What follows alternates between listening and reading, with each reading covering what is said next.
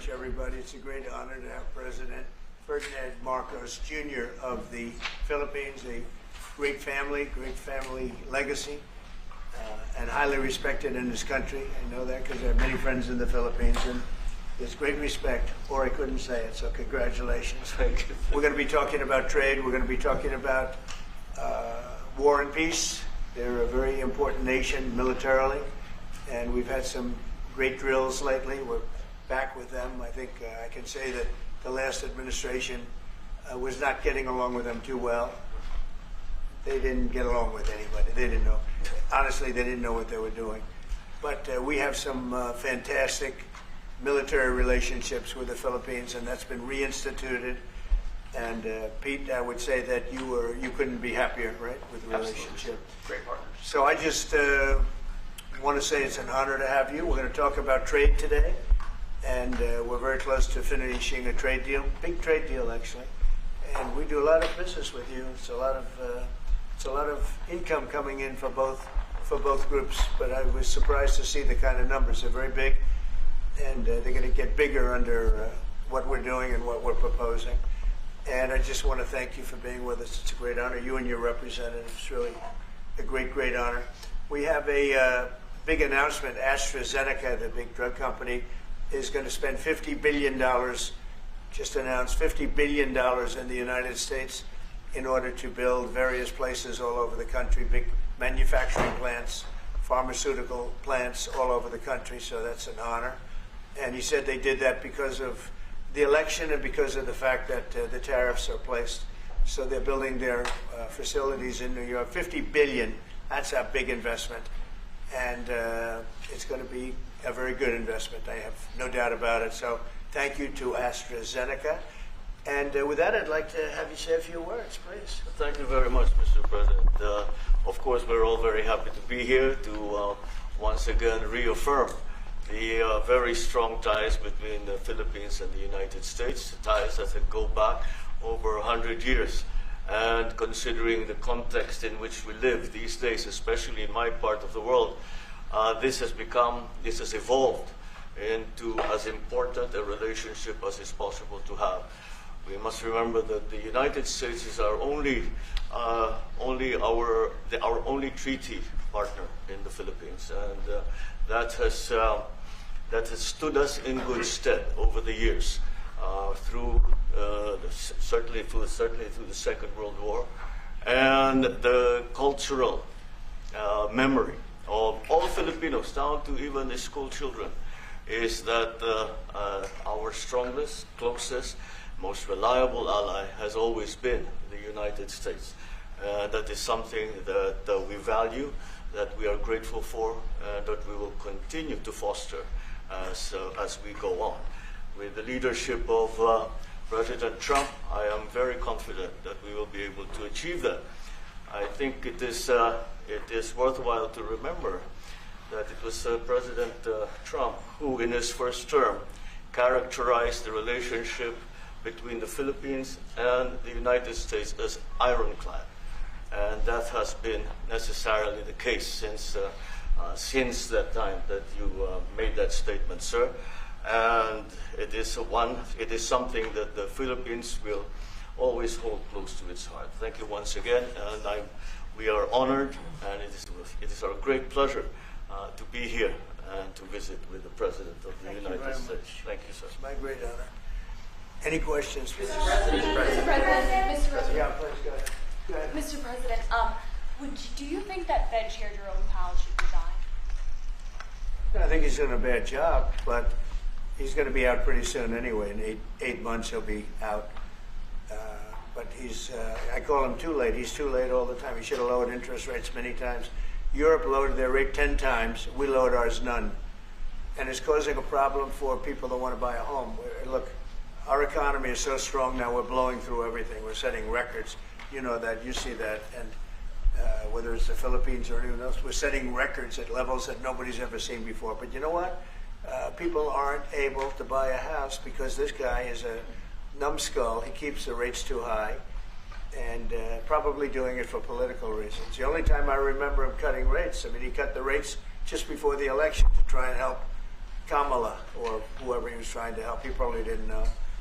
And he's building a building. He's $2.7 billion. They have a $900 million overrun. What is that? And that was given by Biden. That was another Biden deal. And this guy's building this building that's severely overrun. And what does he need the building for? Why does he need? He needs space for more people. So they did a big study the other day, and they called all of the great intellects and the great economists and all of the great everything. And it was 71, and only 2 got it right. Me and another gentleman that happens to be very smart. 69 people got it wrong, and the Fed got it wrong, more wrong than anybody. And you know, he has these think tanks, and they build buildings for people that think. And it's really not thinking; it's a little bit of combination of thinking, but it's something you sort of have or you don't have. They don't. The job he's done is just terrible. He ought to raise interest rates. You know, we should be at 1%. We should be leading the world. Instead, we're paying 4%. And if you look at what that means, that's over $1 trillion in interest that we have to pay. That with the striking of a pen, we would be saving more than $1 trillion. Is that right, Scott? Yes, Do you have sir. anything to say about it? Yes, sir. I called yesterday and this morning for the Fed to do a big internal investigation to understand not their monetary policy, but everything else. The Fed has had big mission creep, and that's where a lot of the spending's going. That's why they're building these new or refurbishing these buildings. And I think they got to stay in their lane. And I think that based on the way they cut rates last fall, they should be cutting rates now. It's inconceivable, I know the Fed very well, that they can be spending $2.7 billion to build a building. They don't do anything. It's the greatest job. You show up one day, a half a day, you make a little speech, the economy's doing well, the economy's not doing well, we're going to raise interest. And he's got it wrong. That's why I call him too late, T-O-O, too late. And it's really too bad. But it is affecting people that want to buy houses, and that shouldn't happen. And Mr. President, And you know, he should lower them. Those rates should be 3 points lower. That's what they should be, 3 points lower, maybe more than that. Mr. President, I would like to ask both of you Yes. one question. Mr. President Marcos, next year, Philippines is going to be the rotating chair of ASEAN. I wonder, how do you plan to balance your relationship between the United States and China? And for President Trump, Kremlin yesterday said if you are going to Beijing in September, they wouldn't rule out a meeting between you and President Putin.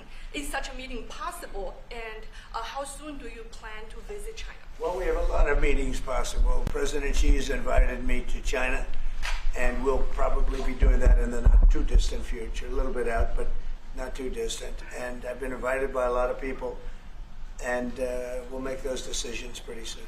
Please. Well, as you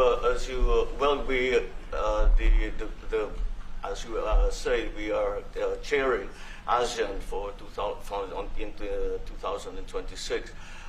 There is no need, in a sense, to balance, as you characterize as, to balance our relationship within the United States and China, simply because our foreign policy is an independent one, and we are essentially concerned with the defense of our territory and the exercise of our sovereign rights. Now, whether we do this not alone, we need to do this with our partners. And again, our strongest partner has always been the United States. But of course, we are trying to form coalitions and multilateral relations so that those like-minded nations who share the same values as we do, who hew to international law, most specifically the UNCLOS, present that position very clearly to anyone who has intentions of unilaterally changing the world order, and that is how we are guided in that. And I don't mind if he gets along with China, because we're getting along with China very well. We have a very good relationship. In fact, the magnets, which is a little complex piece of material, but the magnets are coming out, very well. They're sending them in record numbers. We're getting along with China very well, and I don't mind if the president dealt with China, if that's meant, because I think he has to do what's right for his country. I've always said, make the Philippines great again. Do whatever you need to do, but you're dealing with China wouldn't bother me at all. Well, now it is something that we have to do in any case. Yeah. And, certainly. Do you support, Mr. President, do you support the Justice Department seeking a new interview with Ghislaine Maxwell, and did you urge the Attorney General to seek one? I don't know anything about it. They're going to what? Meet her? Your Deputy Attorney General is reached out to Ghislaine Maxwell's attorney asking for a new interview. Yeah, I don't know about She it, has but said- I think it's something that sounds appropriate to do. Yeah.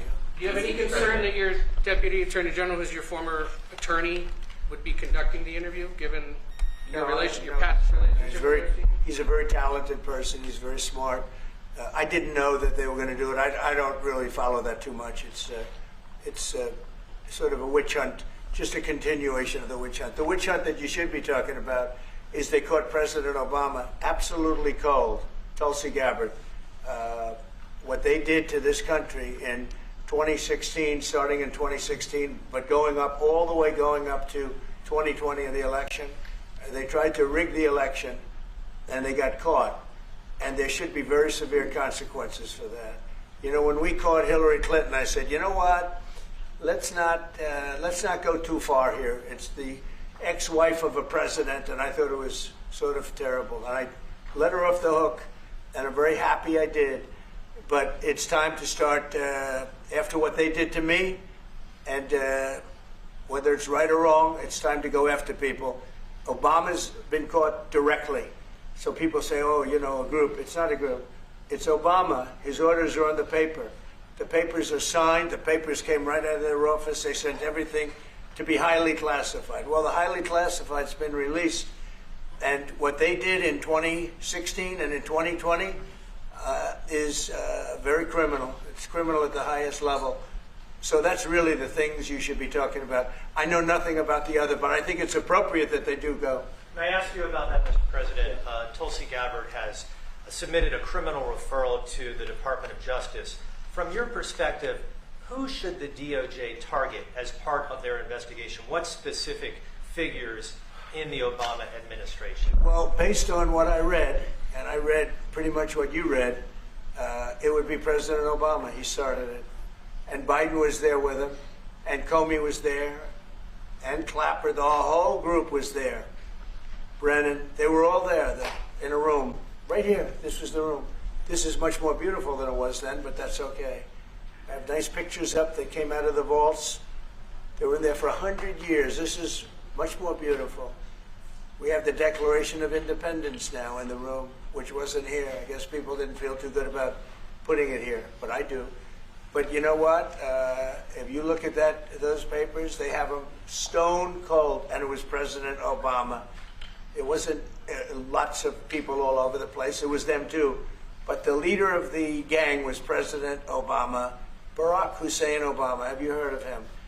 And except for the fact that he gets shielded by the press for his entire life, that's the one they... Look, he's guilty. It's not a question. I like to say, let's give it time. It's there. He's guilty. This was treason. This was every word you can think of. They tried to steal the election. They tried to obfuscate the election. They did things that nobody's ever even imagined, even in other countries. You've seen some pretty rough countries. This man has seen some pretty rough countries, but you've never seen anything like it. And we have all of the documents. And from what Tulsi told me, she's got thousands of additional documents coming. So President Obama, it was his concept, his idea, but he also got it from crooked Hillary Clinton. Crooked is a $3 bill. Hillary Clinton and her group, the Democrats, spent $12 million to Christopher Steele to write up a report that was a total fake report. Took 2 years to figure that out, but it came out that it was a total fake report. It was made up fiction. And they used that. The one thing they weren't able to do was and probably the only thing I respect about the press in years is the press refused to write it before the election. They refused to put it in. The Steele report was a disaster. all lies, all fabrication, all admitted, an admitted fraud. She paid $12 million, and the Democrats, for that report to a wise guy named Christopher Steele. He wrote a phony report, and they wanted to get that report in before the election. And I'll tell you what, I talk about all the time, the fake news, how bad it is. But in this case, they wouldn't do it. They saw it, they read it, and they said, we don't believe it. And it was only after, substantially, like a month and a half after the election, that it got printed, and it was a big wisp. It was just like a bang of nothing, because the election had ended. If that report had gotten published by the New York Times or somebody, and I respect the Times for maybe only this, because they're crooked as you can be. They're a terrible paper, a crooked, corrupt paper. But for this one moment, they said, this is bullshit, we can't put this in. And neither could any other paper. Wall Street Journal's a lousy paper, very, very dishonest paper. As you see, I'm suing them for a lot of money because they do things very badly. It's got a nice name, but it's really, in my opinion, it's a terrible paper. And it can be corrupt. But just so you know, they didn't take the Steele report. It was the dossier. Remember the famous dossier? I called it the fake news dossier. The news wouldn't publish it. And I'm amazed. They had 2.5 months. It was finished. 2.5 months. That was supposed to be what was going to happen. And it got published a couple of months after the election. And frankly, nobody cared too much about it. But that was a big thing. No, we caught Hillary Clinton. We caught Barack Hussein Obama. They're the ones. And then you have many, many people under them. Susan Rice. They're all there. The names are all there. And I guess they figured they're going to put this in classified information and nobody will ever see it again, but it doesn't work that way.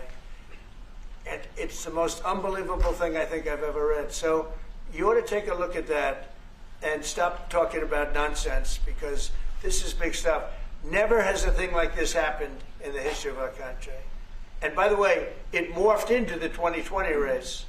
And the 2020 race was rigged, and it was a rigged election. And because it was rigged, we have millions of people in our country. We had inflation. We solved the inflation problem. But millions and millions of people came into our country because of that. And people that shouldn't have been, people from gangs and from jails and from mental institutions, people that we don't want in our country, people that we're getting out, dangerous people. 11,888 murderers, many of them, 50%, more than 50%, murdered more than one person. I hate to say this with such a distinguished guest, but you know, they asked me a question. I got to answer the question. No, Barack Hussein Obama is the ringleader. Hillary Clinton was right there with him, and so was Sleepy Joe Biden, and so were the rest of them. Comey, Clapper, the whole group. And they tried to rig an election, and they got caught. And then they did rig the election in 2020. And then because I knew I won that election by a lot, I did it a third time, and I won in a landslide. Every swing state won the popular vote.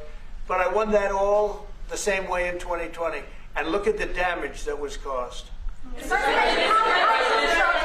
crucial is the ammunition hub, and how crucial is the ammunition hub that the U.S. plans to build in Subic and the Luzon corridor, considering that these will be built in areas that hosts strategic ports as well as military air bases? You're talking ammunition? Yes, the U.S. House Congressional Committee on Appropriations approved a budget. What's very important. Otherwise, we wouldn't have approved it. Sorry? Yeah, it's very important. Otherwise, we wouldn't. We need ammunition. We're going to end up in a few months, we'll have more ammunition than any country has ever had. We're going to have more missiles than any country has ever had. We're going to have all the speedy missiles. We'll have the speedy ones, the slow ones, the accurate ones, the ones that are slightly less accurate. We have everything. But we will have more ammunition than any country has ever had. It's very important to me. And how Go ahead, please, Red. Sir, when you say that you're close to making a trade deal, what gaps remain? And for President Marcos, sir, I was just wondering, do you not think that perhaps the Philippines hosting U.S. missile systems could be considered escalatory by China, especially because they can strike deep into mainland China? Thank you. Well, it's an honor to be with this gentleman. You know, I've known him, and I've known his family, actually, but I've known him. And I assume you're from the Philippines? Are you from the Philippines? Yes, sir. It's good. You're very lucky to be from the Philippines. It's a great place. But we're going to have a very good relationship. I mean, I know you had some problems with another president, and it was not your fault. It was the president's fault. And the country was maybe tilting toward China, but we untilted it very, very quickly. But you know, you had a country that was tilting toward China for a period of time, and I just don't think that would have been good for you. You can deal with China, you should deal with China, but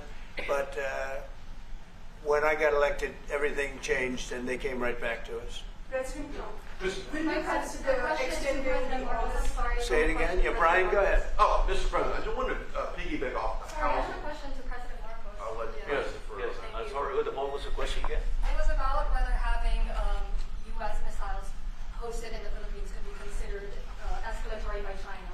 All of what we consider part of the modernization of the Philippine military is really as a response to the circumstances that surround the situation around the South China Sea and now what we used to refer to as Asia Pacific, which we have expanded now to the Indo-Pacific. And if we would certainly, like in any kind of military spending, we would wish that it wasn't necessary, but it is. And so that is what we are doing. And as an adjunct to the question about the ammunition production, this is actually the United States is assisting the Philippines in what we call our self-reliance defense program, which is to allow us to be self-reliant and to be able to stand our own 2 feet, whatever the circumstances that occur in the future. And the reason that we have encouraged more interaction with the United States is because it is necessary. And it is not just with the United States. It is with all our neighboring countries and even countries as far afield as the Scandinavian countries, the EU. And so this is an ongoing process. And again, I will stress the point that we do this because we feel it is necessary. Don't forget, just as tantamount to what you're asking, the Philippines were loaded up with ISIS and a lot of terrorists, and they were at a very, very dangerous point. And during my administration, we went in and we wiped them out, working with the Philippines, but we wiped them out. But if we didn't go in, I don't know what would have happened. I don't know who would be your president right now. But we spent a lot of time and a lot of talent on going into the Philippines and wiping out terrorists. They had a tremendous problem during my administration. And we cleaned it up, we got them out, and now you really have a good, solid country again. I believe so, yes. How can you Mr.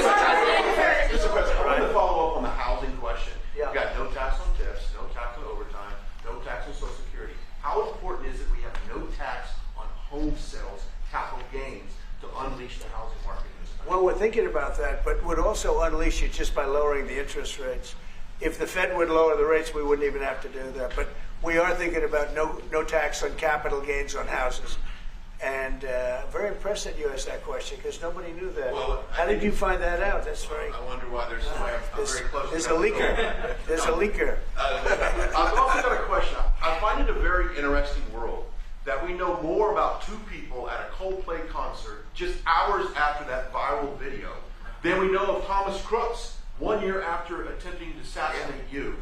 What is holding back the investigation on Thomas Crooks? Well, they've reported to me and they've told me things, and they really say they haven't found anything that was abnormal. I would say this: the Secret Service was very brave because they were right there and they jumped on me. They made a mistake. They should have had somebody on that roof, and they should have had communication with the local police, who also, they did a very good job, but they made some mistakes, and we have a whole different group of people now. I don't think anything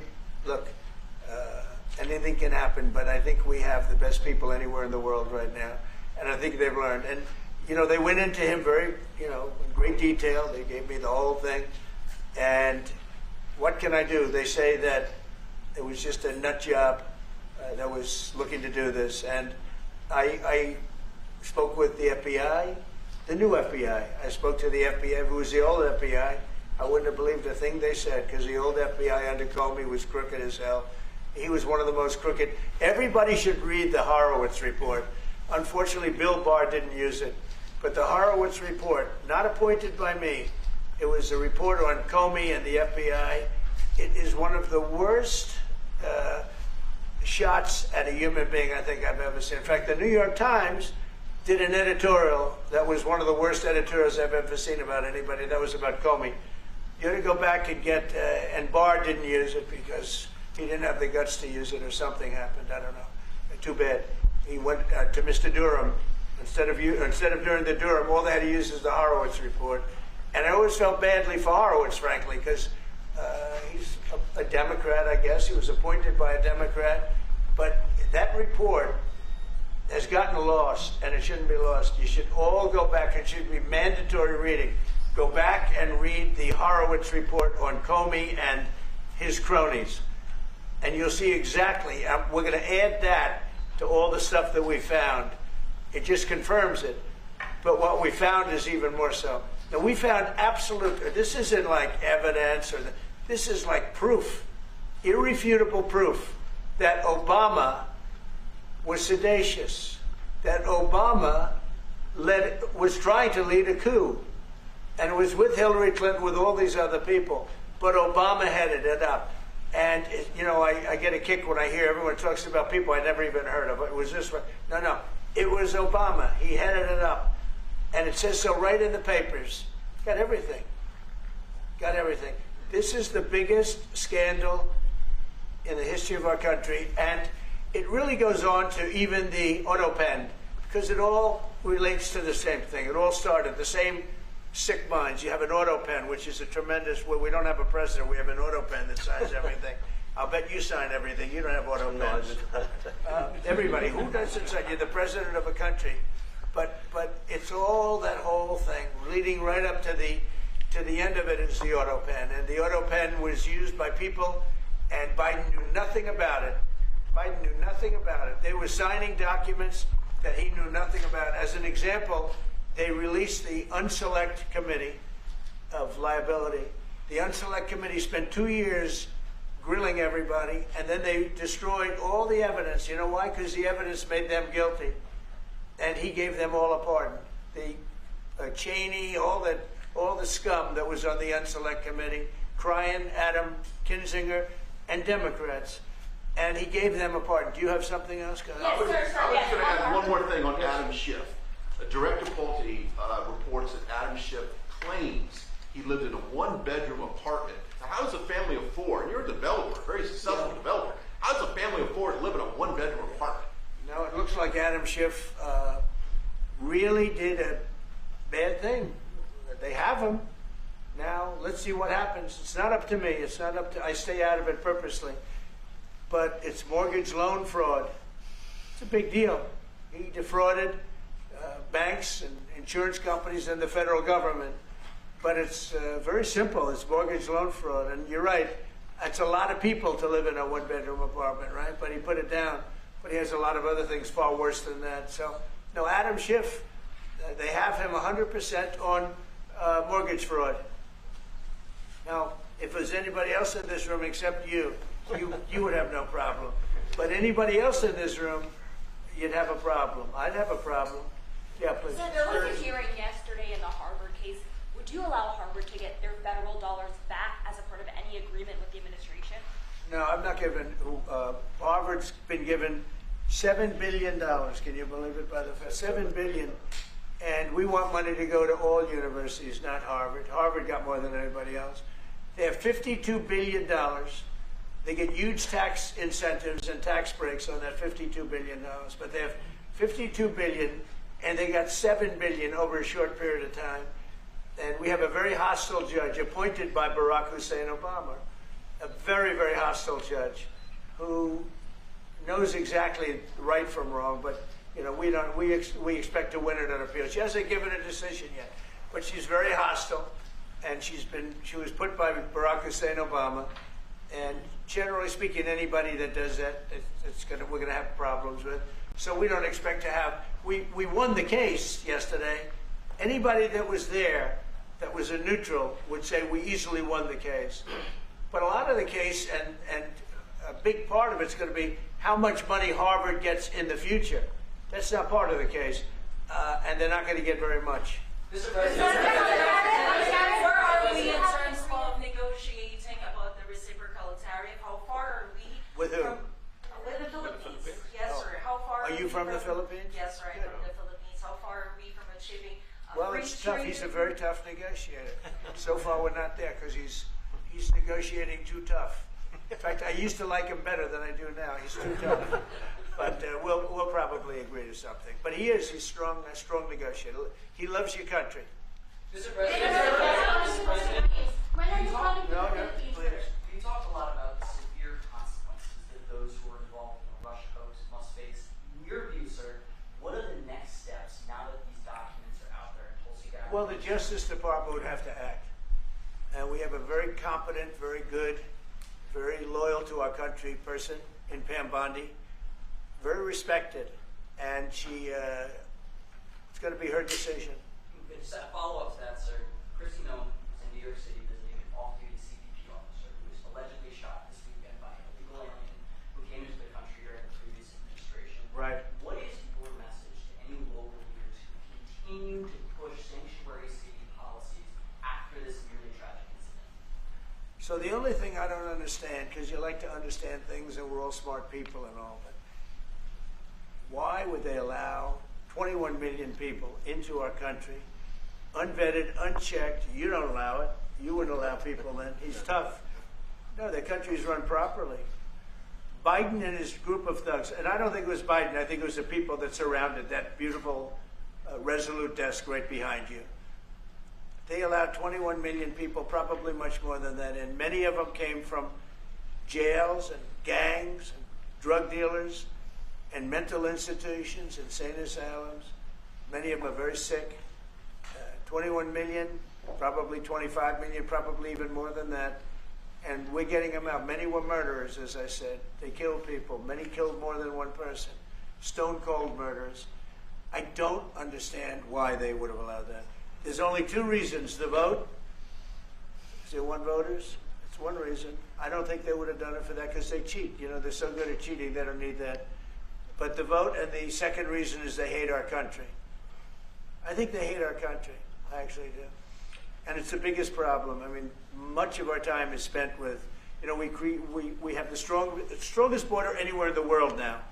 Maybe even stronger than your border, if you can believe it. We have no people came in last month, zero, which is pretty amazing. I'm not even sure I can believe that. But liberals are the ones that do that calculation. So, but we had no people come in.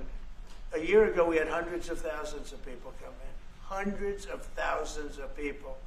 And they flowed in. And if it wasn't for the election, it would have been millions of people came in last year. So millions of people prior to election time, they allowed millions and millions of people to come into our, I mean, you saw it. They'd open the gates. If you took an Alabama-LSU football game that holds 128,000 people, I was there, 128,000 people, and I liked them and they liked me. But if you took that and doubled it, that's what used to flow into our country on a daily basis. It's not even believable. And we're getting them out, and we're starting with the worst ones. And we had a man shot yesterday, a police officer who's a great gentleman, shot right here in the throat. Probably won't be able to speak again. But he was brave, and he shot the other guy, and they ended up getting him. And you saw the scene where his friend took him to a hospital and dumped him down on the sidewalk. The whole thing was crazy. But why would anybody do to our country what these Democrats have done? And honestly, we can never forget it.